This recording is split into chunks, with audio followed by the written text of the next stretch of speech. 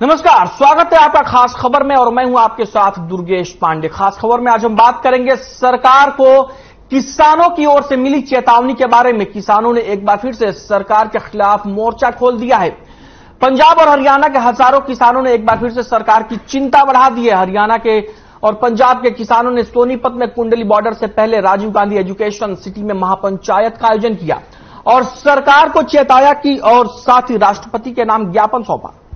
ज्ञापन के माध्यम से 6 मांगे भी सरकार के सामने रखी गई है। किसानों का कहना है कि स्वामीनाथन आयोग के C2+50% फार्मूले के अनुसार एमएसपी की गारंटी कानून बनाई जाए, किसानों को पूर्ण कर्ज मुक्त किया जाए, किसानों की जमीन का अधिग्रहण करते समय 2013 के भूमि अधिग्रहण कानून के अनुसार किसानों को कलेक्ट्रेट रेट से 4 गुना से ज्यादा मुआवजा दिया जाए, मुश्तरका मालकान और देह शामलात जमीनें किसानों से न छीनी जाए, हरियाणा का नया भूमि अधिग्रहण कानून रद्द किया जाए, लखीमपुर खीरी के शहीद किसानों को न्याय दिया जाए और गृह राज्य मंत्री अजय टेनी को गिरफ्तार किया जाए, मुक्त व्यापार समझौते पर रोक लगाई जाए। ये किसानों की मांगे हैं और किसानों ने इसके बाद दो टूक सरकार से कहा कि यदि उनकी मांगों को पूरा नहीं किया गया तो वे एक बार फिर से बड़े आंदोलन का रुख करेंगे। किसानों ने सरकार को आगाह किया कि 2024 चुनाव से पहले अभी भी बहुत कुछ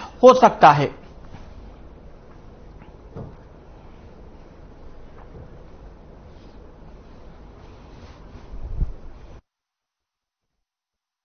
देखिए, एसवाईएल का मुद्दा है ही नहीं।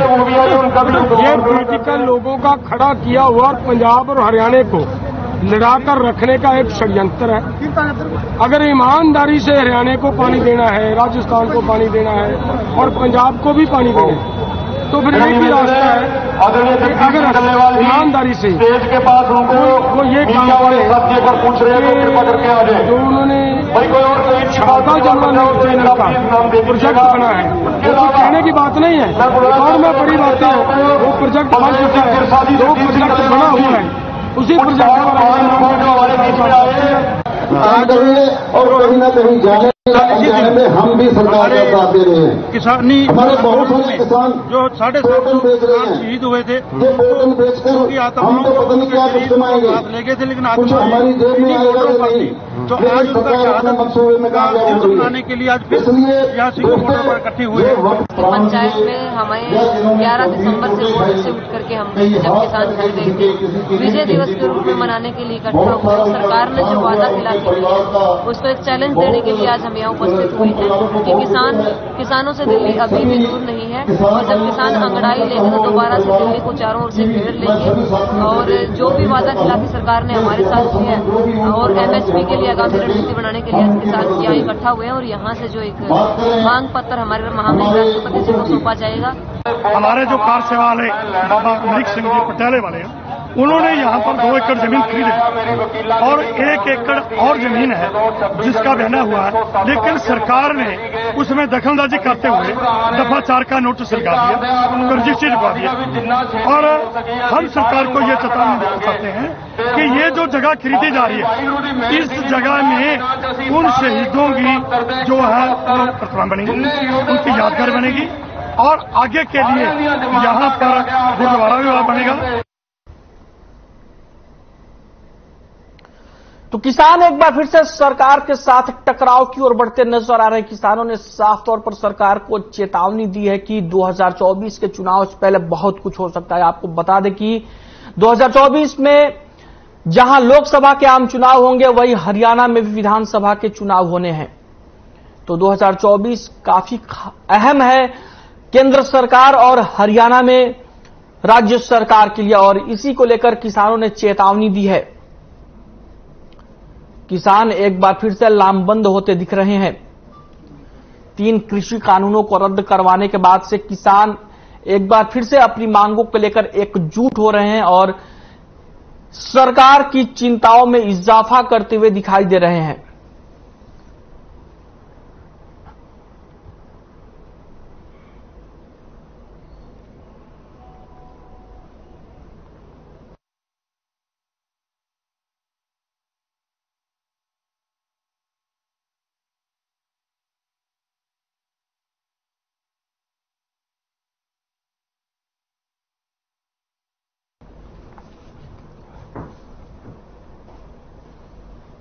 तो किसान लगातार सरकार की चिंताओं में इजाफा करते हुए नजर आ रहे हैं। सरकार के खिलाफ किसान एक बार फिर से मोर्चा खोलते हुए नजर आ रहे हैं। किसानों ने साफ कर दिया है कि सरकार अगर उनकी मांगों को पूरा नहीं करती है तो 2024 से पहले बहुत कुछ हो सकता है। और आज इसी मुद्दे को लेकर हमारे साथ चर्चा करने के लिए मौजूद है हमारे साथ मेहमान सत्यव्रत शास्त्री हैं, बीजेपी से बीजेपी प्रवक्ता, टीना कर्मवीर हैं, कांग्रेस पार्टी की प्रवक्ता, और स्वामी इंद्र है, किसान नेता हमारे साथ। आप सभी का बहुत बहुत स्वागत है खास खबर में चर्चा में शामिल होने के लिए। सबसे पहले मैं स्वामी इंद्र के पास आना चाहूंगा। स्वामी इंद्र जी, अगर बात करें किसानी की तो कुछ आंकड़े मेरे पास हैं। तकरीबन 65% आबादी आज भी देश की खेती किसानी कृषि पे डिपेंड है, और जबकि अगर नेशनल इनकम या जीडीपी में अगर बात करें तो कृषि का योगदान 20% के आसपास है। तो आपको नहीं लगता कि ये जो 25% का जो तकरीबन गैप हो रहा है लोगों की डिपेंडेंसी किसानी पर, खेती पर और इनकम में, तो ये एक बहुत बड़ा गैप है जो समस्याएं खड़ी कर रहा है? जो प्रदेश के अंदर जो स्थिति है किसान की या देश के अंदर स्थिति है वो किसी से छुपी नहीं, जब जाहिर स्थिति है। ये जो सरकारें होती हैं वो जब बजट बनाती हैं, उस बजट में जिसका प्रावधान जितना होगा उसको उतना हिस्सेदारी मिलनी है, स्वाभाविक है। पहले एग्रीकल्चर के लिए 30% का प्रावधान था, आज एग्रीकल्चर के लिए मात्र 10% प्रावधान है। उसके अंदर भी सरकार उसको सब्सिडाइज करके पैसे को सीधा मिल मालिकों को तक पहुंचा देती है। जो पैसा किसान को आना था वो मिल मालिक पर चला जाता है। आप देखिए हरियाणा प्रदेश के अंदर स्थिति जब जाहिर है, हर कोई जानता है कि हरियाणा प्रदेश में जब किसान अभी इस सेशन में बुआई कर रहा था उसको डीएपी नहीं मिल रहा था, और सरकार बोल रही थी डीएपी का आधा पैसा हमने उद्योगपतियों को दे दिया है सब्सिडाइज करके किसान को। वो नेट की सब्सिडी है, ना तो किसान को उसका डीएपी मिला, ना खाद मिला, उर्वरक मिला, और किसान को डंडे खाने पड़े। हरियाणा प्रदेश ऐसा प्रदेश बना जहां हरियाणा के अंदर किसान को डीएपी लेने के लिए थाने में जाना पड़ा। मैं बहन बेटी बच्चों को लेकर थाने में जाना पड़ा, बच्चों को कहा कि थाने जाके आपको डीएपी मिल गया। दूसरा आप देखिए अभी यूरिया की बात चल रही है, किसान को यूरिया नहीं मिल रहा, क्योंकि किसान जब बुआई कर चुका है 21 दिन का पानी गेहूं को देना है, सरसों को पानी देना है, तो उसमें यूरिया चाहिए। सरकार बोलती किसान का हमने यूरिया प्रबंध करता है, ठीक है। सरकार ने स्वामी इंद्र जी, तमाम जो ये सारी चीजें सीजनल समस्याएं, लेकिन किसानों की जो परमानेंट समस्याएं बनी हुई हैं और जिन 6 मांगों को लेकर किसानों ने ज्ञापन सौंपा है, मैं उनको एक बार आपसे रिपीट करता हूं। उसमें एक मांग ये भी है कि स्वामीनाथन आयोग के C2 + 50% फार्मूले के अनुसार एमएसपी की गारंटी को लेकर कानून बनाया जाए। इसको जरा आप समझाएंगे चूंकि हमारे दर्शक भी समझ सके कि क्या है ये पूरा, ये पूरी इकोनॉमिक्स क्या है। जी दुर्गेश जी, हमारे सामने सत्यव्रत शास्त्री जी बैठे हैं, बीजेपी के प्रवक्ता है, और ये तो दावा भी करते हैं कि हमने स्वामीनाथन रिपोर्ट के तहत किसान को जो है लाभकारी 50% मूल्य दे दिया है। मान लीजिए किसान अगर सरकार तो ये दावा कर रही है, इसीलिए मैंने आपसे जानना चाहा कि ये फार्मूला क्या है। सरकार का एक जी दुर्गेश, सरकार का आंकड़ा ये भी कहता है कि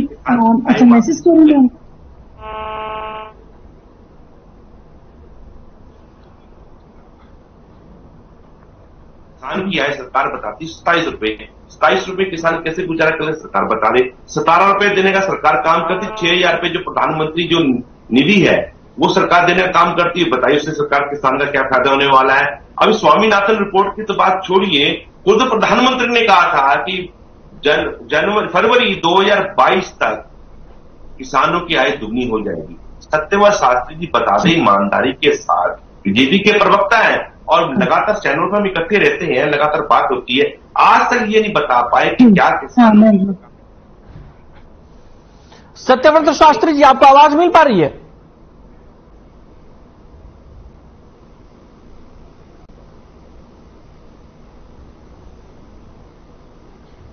टीना कर्मवीर जी, जी आपके पास आना चाहूंगा। एक आंकड़े ये है कि जब हमारा देश आजाद हुआ उसके कुछ दिनों बाद अगर 1950-51 की बात करें तो उस समय नेशनल इनकम में कृषि का योगदान 61% था और आज 20% है। तो आप ये देख रही हैं किस तरीके से नेशनल इनकम में कृषि का योगदान लगातार घटता जा रहा है। और अगर बात करें कृषि पर डिपेंडेंसी की, तो ये बहुत ज्यादा कम नहीं हुई है। आज भी लगभग 65% के आसपास लोग कृषि पर डिपेंड हैं, डायरेक्टली या इनडायरेक्टली। तो आपको ये नहीं लगता है कि ये जो बहुत बड़ा गैप है नेशनल इनकम में कृषि के योगदान का और कृषि पर डिपेंडेंसी में लोगों की, ये एक बहुत बड़ी समस्या पैदा कर रहा है? देखिए, सबसे पहले तो मैं आपकी चैनल का धन्यवाद करना चाहती हूँ कि किसानों को मुद्दों को लेकर जिस तरीके से आप अपनी डिबेट कर रहे हैं, चर्चा कर रहे हैं, तो ये बहुत महत्वपूर्ण चर्चा है। इसको हम इसके लिए हम आपके आभारी रहेंगे। और जी, अब मैं ये कहना चाहती हूँ कि जिस तरीके से आप देखिए कि किसान जो है वो लगातार सड़कों पर रहा है पिछले कुछ समय से और अभी भी, तो इसमें देखिए क्या हो रहा है कि आप भाजपा का देखिए जो किस तरीके से किसान विरोधी पार्टी है। आप भाजपा कांग्रेस की बात मत करिए, क्योंकि सरकार किसी भी पार्टी की रही हो, किसान हमेशा परेशान रहा है। इसलिए मैं भाजपा कांग्रेस की बात नहीं करना चाहता हूं। मैं बात सीधे इस इशू पे करना चाहता हूं कि किसानों की समस्या आखिर खत्म क्यों नहीं हो रही है। अगर स्वामीनाथन कमेटी की बात करें तो आपकी पार्टी की सरकार थी केंद्र में, यूपीए की, तब यह कमेटी बनाई गई और हुड्डा साहब के नेतृत्व में एक कमेटी बनी थी कि इसको कैसे लागू किया जाए। तो हुड्डा साहब चीफ मिनिस्टर से तो चले ही गए और यह भी नहीं बता पाया कि लागू कैसे होगा। आज भी वही इश्यू बना हुआ है। इसलिए मैं ये जानना चाहता हूं कि आखिर ये जो बड़ा गैप पैदा हुआ है जिसकी वजह से किसानों को समस्याएं फेस आ रही हैं हमेशा, चाहे सरकार बीजेपी की है या कांग्रेस की थी, इसको कैसे खत्म किया जाए, इस पे बात करिए। जी, इसी पे मैं बात करने वाली थी। बीजेपी को दोष मत दीजिए और कांग्रेस को कभी सफाई नहीं दे सकती। अगर सफाई दे सकती तो आप बताइए कि स्वामीनाथन कमेटी की रिपोर्ट आपने क्यों नहीं लागू की, जब ये कमेटी आपकी बनाई हुई थी और हुड्डा साहब के नेतृत्व में कमेटी बनी थी, जब वे हरियाणा के चीफ मिनिस्टर थे। कैसे लागू किया जाए, तो उन्होंने क्यों नहीं लागू किया? हरियाणा में कम से कम लागू कर दिए होते।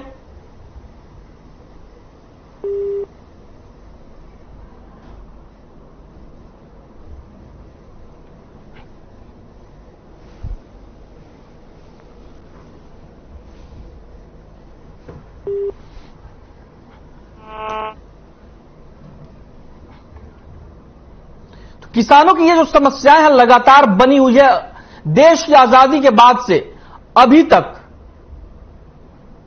तकरीबन 70 साल हो गए, लेकिन किसानों की समस्याएं इस देश में खत्म होने का नाम नहीं ले रही हैं।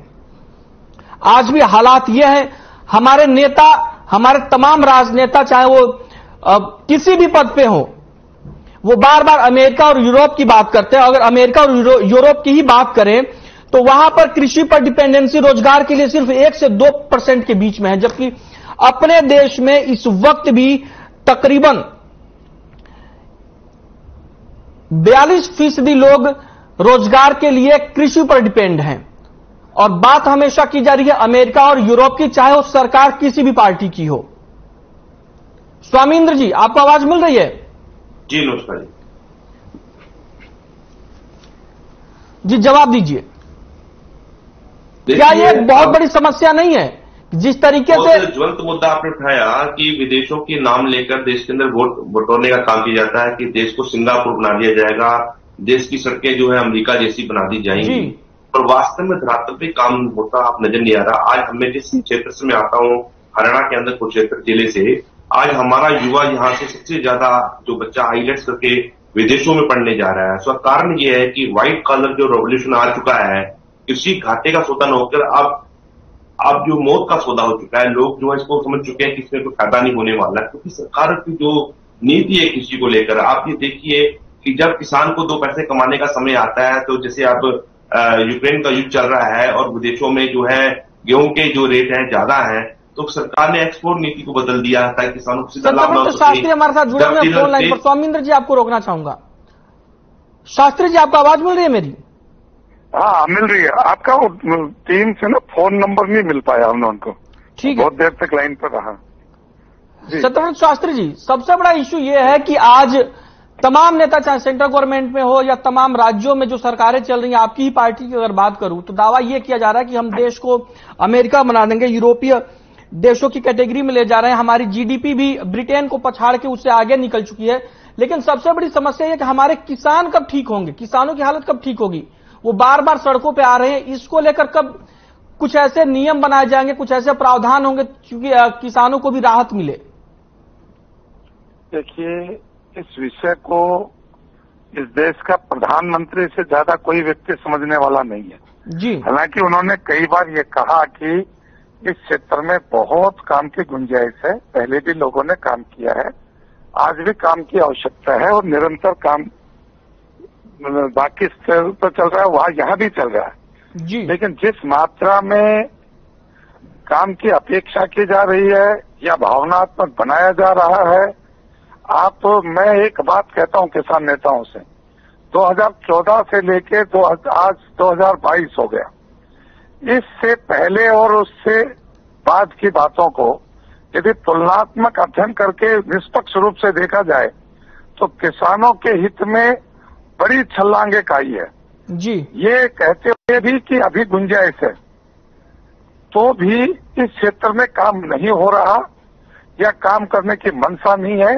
इस प्रकार की बातें करना केवल राजनीतिक नेताओं के द्वारा प्रेरित कुछ बयान है।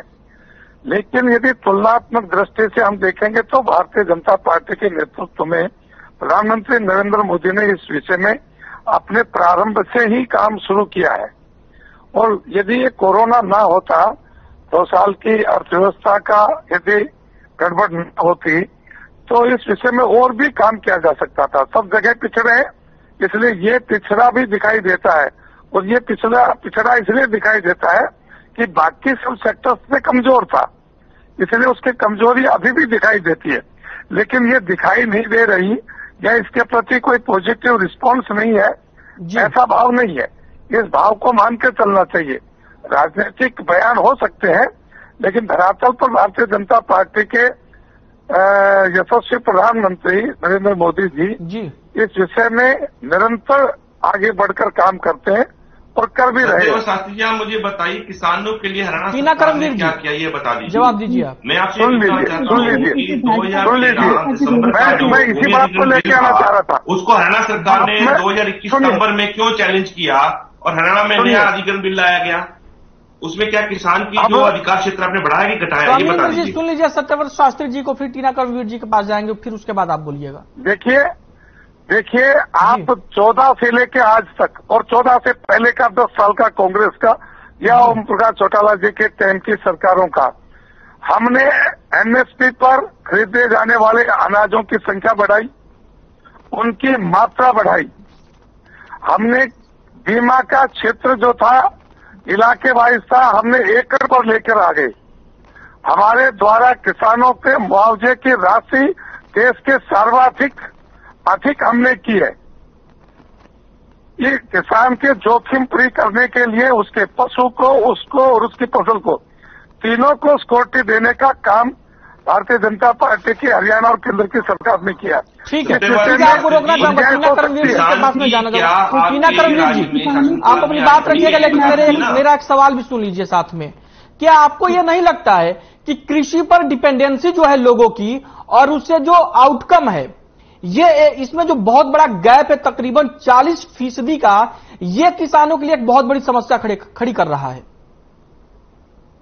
देखिए, मैं ये कहना चाहती हूँ कि जिस तरीके से अभी भाजपा के प्रवक्ता कह रहे हैं कि ये वर्तमान में ये सत्ता में है, ये शासन में है, इनको इन समस्याओं का समाधान निकालना चाहिए। ये किसानों को जिस तरीके से नासमझ समझ रहे हैं, ये गलती ना करे, क्योंकि अब इनको 2024 में फिर तो सबक मिलेगा ही, अभी मिल भी गया है कुछ समय पहले तो। लेकिन मैं ये कहना चाहती हूँ कि जिस तरीके से ये लोन स्कैमर जैसे नीरव मोदी, विजय माल्या से लेकर इतने लोगों के इन्होंने यहाँ से सारा पैसा लेकर वो विदेश में भाग गए, लेकिन जो यहाँ के किसान है उनकी समझ उनकी तरफ कोई ध्यान नहीं है। इनकी कितनी दोगली सरकार है, जहां पर ये किसानों के नाम पर ये सत्ता में आए, आज वही किसान इनके जब प्रोटेस्ट कर रहे हैं तो उनको ये कभी खालिस्तानी कहते हैं, नए नए नाम गढ़ देते हैं, है ना, नई नई ऐसे बयानबाजी करते हैं और फिर आकर कुछ समय बाद ये माफी भी मांग लेते हैं कि हाँ प्रधानमंत्री। लेकिन आप सोचिए कि एक किसान जिसे हम ये कहें कि वो रीढ़ की हड्डी होती है कि हाँ कि सभी लोगों के लिए वो आपको अन्न दे रहे हैं, आप कोई भी व्यक्ति हो, चाहे अगर हम देखते हैं कि जिस तरीके से हमें किसानों को तो पूछना चाहिए, वहीं पर हम क्या कर रहे हैं कि सरकारें क्या कर रही हैं। ये अगर हम आज की बात करें, कह रहे वर्तमान में जो सरकार है भाजपा, जिस तरीके से किसान विरोधी नीतियों को, क्यों ये कर्जा माफ नहीं कर देते, क्यों लखीमपुर के खीरी में जो हुआ वो मंजर आज भी याद करते हैं तो दिल दहक जाता है। क्यों आज भी अजय टेहनी जो है वो मिश्रा जी आज तक क्यों नहीं जेल में गिरफ्तार क्यों नहीं किया गया, उनको क्यों जेल में नहीं डाला गया? तो सवाल बहुत सारे हैं। ये बार बार हम पर कोई ठीकरा फोड़ देते हैं, ये अपने आप में बहुत ही शर्म की बात है कि जिस तरीके से इस देश में किसान जो है वो सड़कों पर है, ये बहुत बड़ी विडंबना की बात है। और इनको एक तरीके से अगर ये एमएसपी पर गारंटी कानून दे देते तो इनको क्या दिक्कत थी? कोई दिक्कत नहीं है। इनको बैठाया किस लिए था? हमसे सवाल पूछने के लिए नहीं ना। हमें तो वोट नहीं मिले, इनको वोट दिया गया था जनता की तरफ से। तो हरियाणा की जनता ने अगर इनको वोट दिया है तो इनको समस्या खट्टर जी को सामने आना चाहिए इनसे समस्या।